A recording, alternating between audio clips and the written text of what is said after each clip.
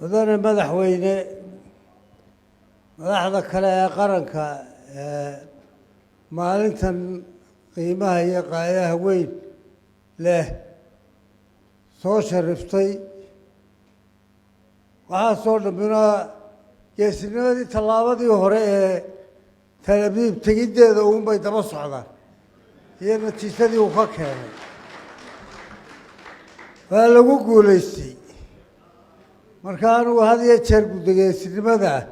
waan bogaadinayaayo haddaanu ku dhiceen de waxba ma dhaqaaqeen hadduu lagu guulaysan waayo warka helana belaa dhici lahayd ilaahay naguma keeno guul weeye madaxweyne iyo madaxda kale ee qarankuba aada iyo aad baa madaxweynuhu uu mahadsan yahay guushaa uu keenay intiina kale iyo giddigeenba dee waynu bogaadinaynaa waynu u ducaynaynaa waa bogaadinaynaa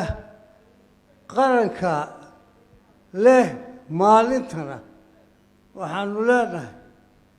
idinku xilkiinnii mar walba waa gudateenoo midnimada aa haysaan ayuunbaa guushana lagu gaadhay dadweynena guushaas weyn buu leeyahy isagaa leh waayo waxeenala oo dhan dadkuunba iskugayn kara marka mudane madaxweyne iyo madaxda kaleba ama ha noqdeen guddoomiye maxkamad sare ama guddoomiyaha xisbiga xaakimka ama madaxda kale ee heer qarana iyo marti sharafta kaleba iyo taliyayaasha ciidamada giddigiinba waa mahadsantihiin maalintan aad soo sharifteen ilaahay kii khayr raba ha ka dhigo ilaahay maalintaa haynagu soo celcesho ilaahay haynagu soo celcesho hawshiise waa bilowe dee hawl badan ba inoo hadhay inagoo bal isagu ku dhiirayoo keenye oo dhawaaqii la heliye inaynu intaa ugala sii dhowaano oo aynu ummadda dunida ka dhaadhicinno oo ku hawlgallo oo sanka ka gallo nidhaahno waa idinku naarki weydeen waar waa naga tallaabaanu qaadnaye waan xaasidiinyaha naga hor imanina kolley qolooyin aan loo taag helayn baa jira jabuuti madaxdeeda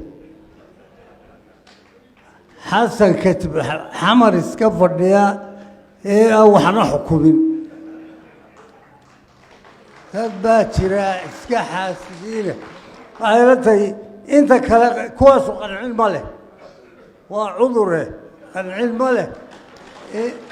inta kale adduunka waanu ugu mahadnaqaynaa waxaanaanu leenahay